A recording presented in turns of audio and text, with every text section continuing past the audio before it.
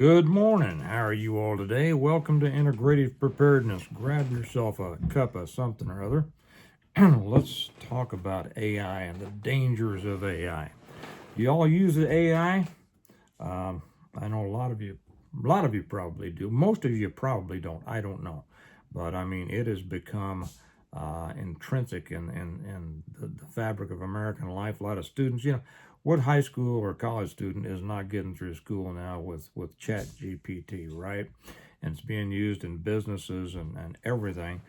Yesterday, I put up on um, the Patreon channel. By the way, I should say welcome to everybody. Welcome to all the new people on the YouTube channel, and also welcome to all the new people on Patreon.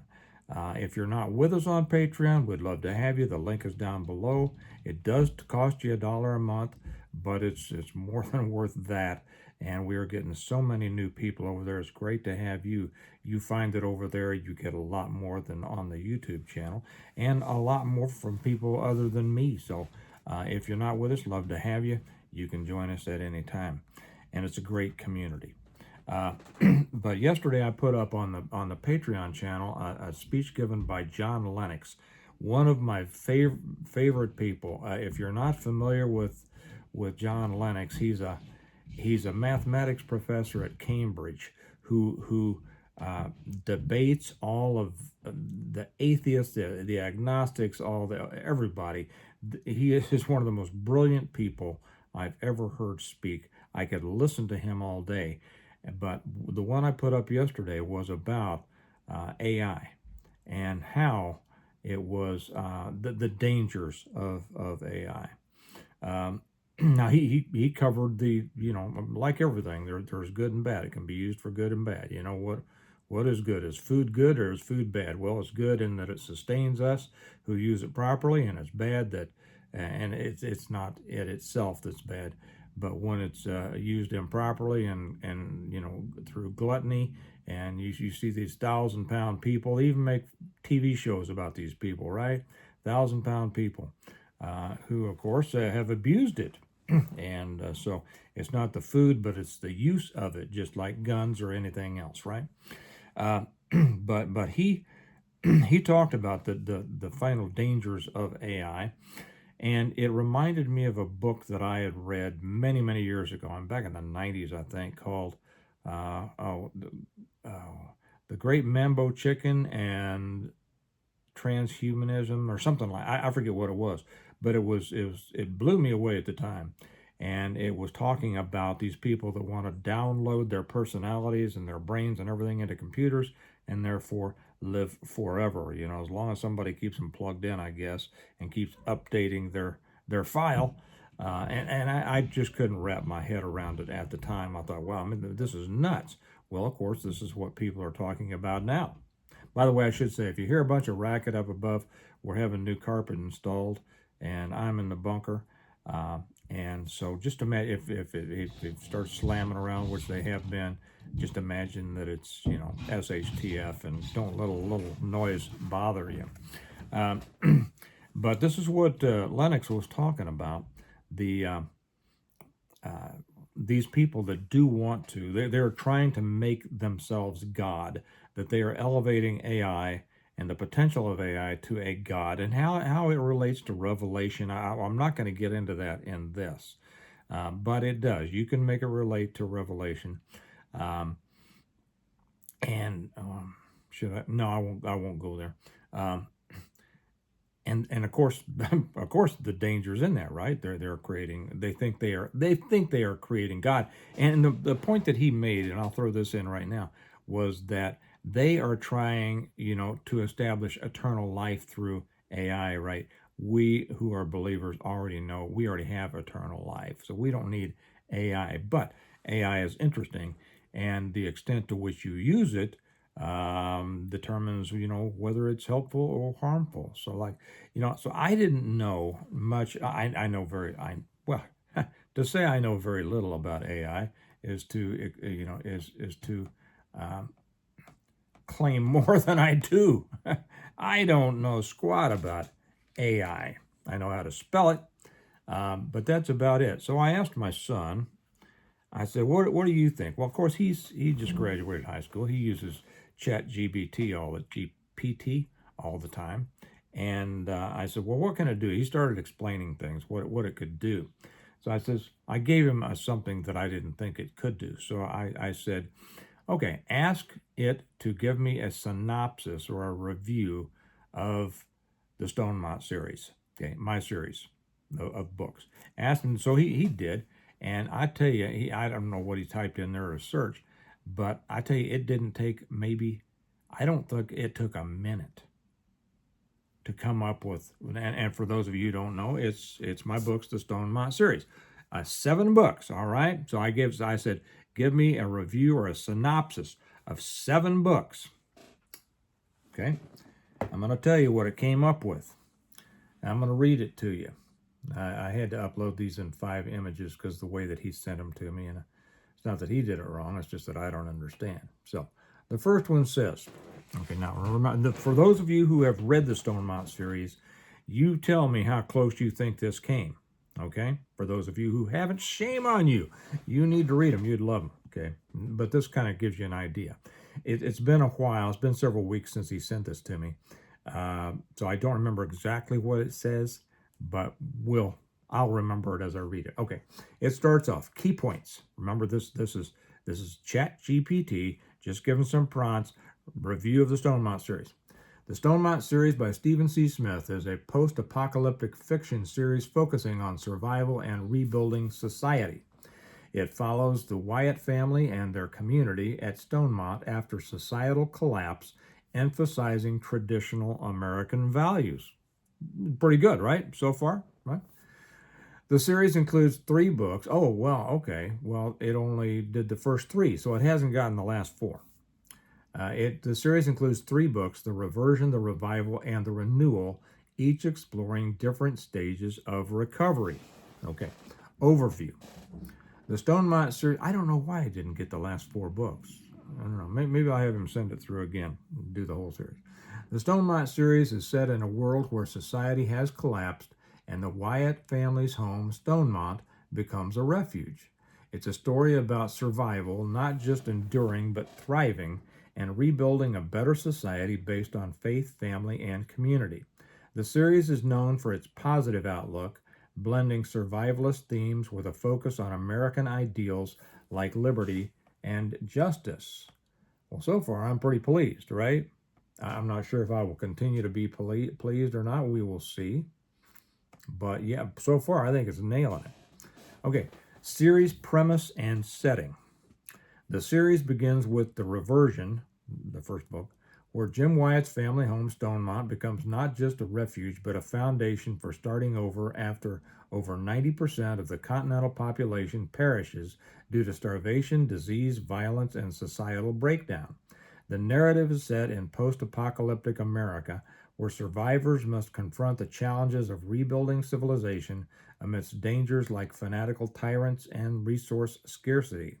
Stonemont is depicted as a self-sufficient community, emphasizing preparedness and the revival of American ideals, which sets it apart from typical survivalist fiction that often focuses solely on devastation. I'm pretty happy with what they're saying about this. Okay, because I've said that so often myself, right? So many of these series out there, these books, just about all the bad stuff. I come at it from a positive. Okay, themes and values. These are all subheadings. Okay, the series is deeply rooted in traditional values, portraying what it means to be American in the face of adversity. It critiques the erosion of these values by global actors promoting centralized socialism and victimhood, as noted in reviews. I'm really happy with this review. Stonemont is a literary, virtual, and real-world community founded on faith, family, and friends, reflecting ideals the country has strayed from. Readers, referred to as Stonemonters, share values of personal responsibility, dedication to God and family, community contribution, compassion, and celebration of the human spirit and potential, preferring the world of Stonemont to the decadent, deceitful, and crumbling one around them. Yeah. I'm going to say that AI is nailing this. Reception and impact. The series has been praised for its realistic portrayal of survival and rebuilding, with readers noting the superb writing and well, thank you.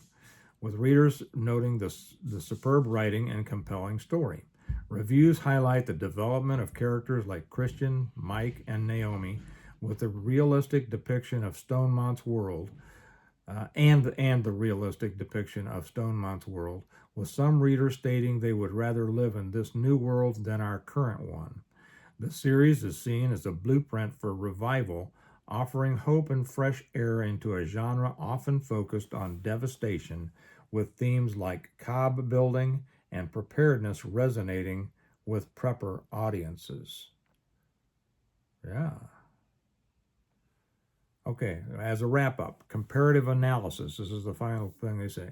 Compared to other works in the genre, such as James Wesley Rawls' survivalist fiction or S.M. Stirling's post apocalyptic world building, the Stonemont series stands out for its positive outlook and focus on societal renewal. It's described as a mix of adventure fiction with political philosophy and social commentary, making it both powerful and comfortable for readers. The author, Stephen C. Smith, a former police officer and deputy sheriff with over 40 years of experience in martial arts and survival training, brings authenticity to the narrative, enhancing its credibility. I couldn't have written that. Here's the scary part. I don't think I could have written that as well.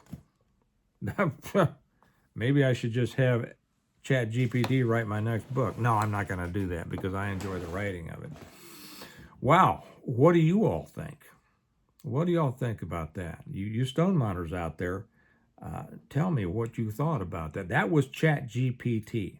After my son just said, "Give me a review," and I don't know if he limited it to the first 3 books or not. I don't know. I'll have to ask him. But what do you think about that review? I think it nailed it. And like I said, I don't think I could have written it that well myself. And I mean, I write for a living. And this is AI.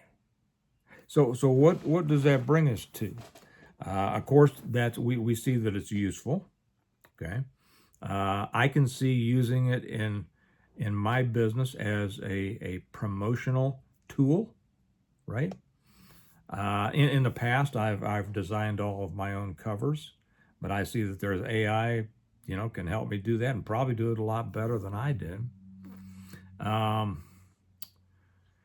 So I can see the helpfulness. Now the harm. What about the harm? Let's use vehicles as an example. Okay, so they invented the horseless carriage, the car, right? A lot of people were against it. It's the devil's workshop and all that, but it did allow people to travel better. I mean, compare the world of 100 years ago to nowadays. Travel has increased. It's allowed people to go places they never would have gone, before. It allows police and fire and emergency medical response to get to people quickly. It allows, I mean, from then on came air travel. I mean, the helpfulness is obvious, right? The harm, vehicles vehicle accidents account for thousands of deaths a year, and not just crashes, but other ways. Again, we get back to how it's used, right? Is it the technology itself, or is it the human use of the technology? And I would argue at this point, and don't I am no expert on this. We got a couple of guys over on the Patreon channel that can talk a lot about this, and I hope they will. Hondo Bob and Mike Hoskins. You guys tell me all about this stuff and machine learning and AI and large language. Is it called large language learning? I think something like that. I find it fascinating. I'm going to learn about it as much as I can. And I can say that safely because I know that I'm not going to be able to learn enough to be dangerous to myself or others. Uh, but again, it is not. And until here's the thing. Here's the thing. The danger, of course, is at what point does AI, as we've seen in movies, become sentient? At what point does it become self-aware? At what point does it become able to recreate itself without human involvement? At what point might it reach the point that it says, hey, humans are the danger to the world, we're going to do away with humans? All of these things are not just food for science fiction movies and books, but apparently they are thought to be real dangers. So, what are we to do at this point in the process? Now many will say, "Well, I don't want anything to do with it. I don't want anything to do with any of this stuff." Yeah, I get that. I mean, I drove down to Branson the other day and got stuck behind an Amish guy in his buggy. Good for him. He's living the life he wants to. However, we know that they do use phones when they need them. They don't have their own phones, but they do use phones when they need them. They will ride in cars if they need them. They will, different things. It's very interesting, selective use of technology, right? And maybe that's good. Selective use of technology is a good thing. But you see, it doesn't keep technology from progressing. And so our refusal to use the technology is not at all holding back the development of the technology. The technology is going to go on.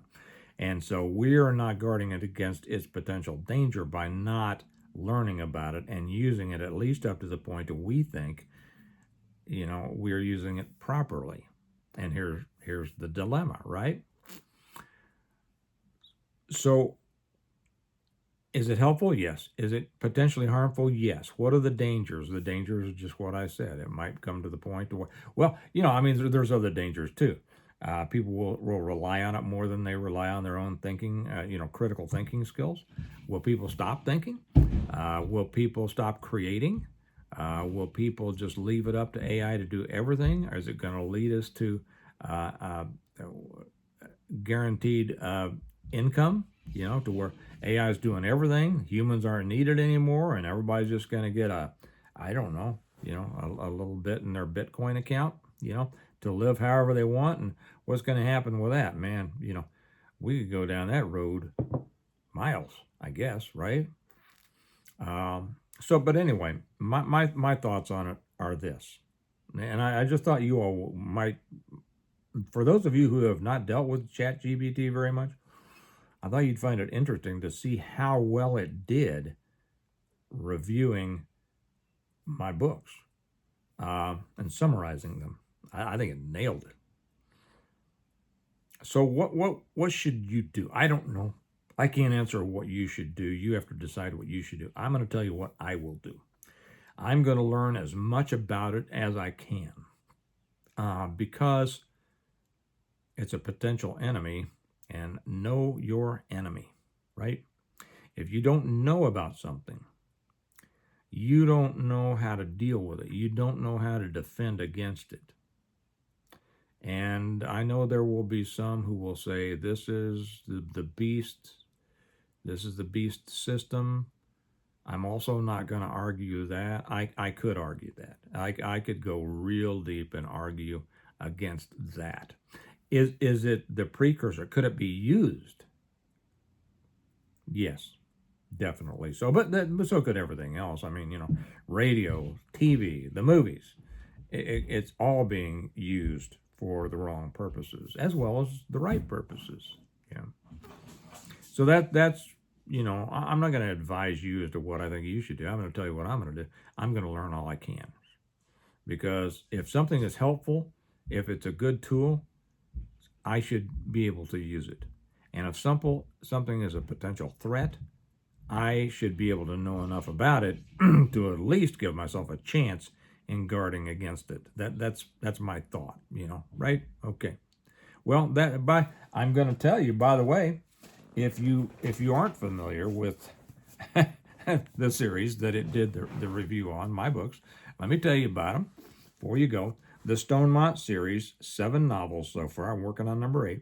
The Reversion, the Revival, the Renewal, An Appeal to Heaven, The Blessings of Freedom, Hostages to Fortune, and the latest one, On Wings Like Eagles. It is I call it the complete plan for preparing, surviving, and rebuilding after a total collapse of everything. If you haven't read them, you'd love the story. You will learn more than you can shake a stick at. And if you're truly interested in preparedness or just a great SHTF story, I'd suggest these be the very next thing you do is to get and read these. It'll change the way you see preparedness. It'll change the way you prepare.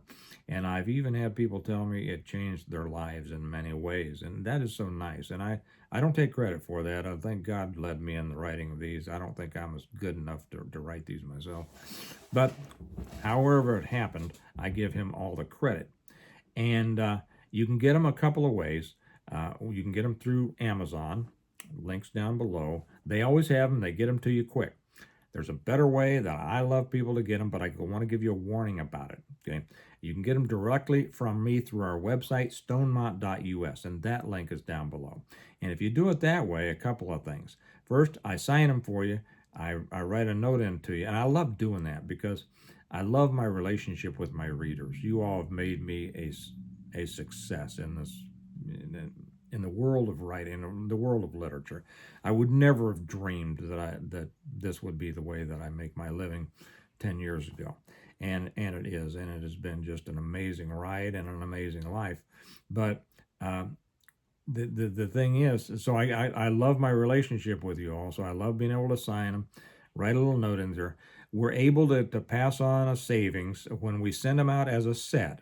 Because when you order them from me, you can buy them as a set. You can't do that through Amazon. When you buy them as a set, we save money in shipping and handling and postage, and so we pass that on. I need bigger hands or skinnier books. Then we pass that savings on to you. And then I also toss in the Stonemont notebook in which you will write all of your notes and questions and things like that, and important preparedness information. And so, but the thing I want to warn you about is that if you order them from me, you're not going to get them nearly as fast as Amazon. We're now, I think we're working on about 3-week delay, if I'm not mistaken. We just got a big shipment in. I'm spending time right now signing and getting these off. And I've got another shipment coming in for the people who have ordered in the last couple of weeks. And so you do have to wait a little bit. But if you don't mind waiting a few weeks, get them through me, and because I love you to do that. Okay, all right, okay, and that link is, I think I said that link is down below. So, AI, friend or foe? I guess it depends, right? And we will see. And it helpful or harmful depends on how it's used. But I think that anything that is helpful, we should learn about. Anything that is potentially harmful, we should know enough about to be able to at least try to prepare ourselves to defend against it. And so that's my position on that. Okay. Well, I'll be interested to hear your thoughts on it. Some of you probably use AI in your business. Let us know about that. And you Stonemonters, you guys who have read the Stonemont series, let me know how well you think ChatGPT did in its review of the books. Okay, all right. You all have a good day. Remember, as we always say. Oh, I should say, well, we prepare well today in order to live well tomorrow. And I should remind you, because this is staring me in the face. This is the mug from the first annual gathering. Remember that this year's gathering is going to be October 4th in the Kansas City area. Put it on your calendar. I'll be giving more information later. And Semper Paratus, always ready. Okay? You all have a great day. I'll talk to you later. Bye-bye.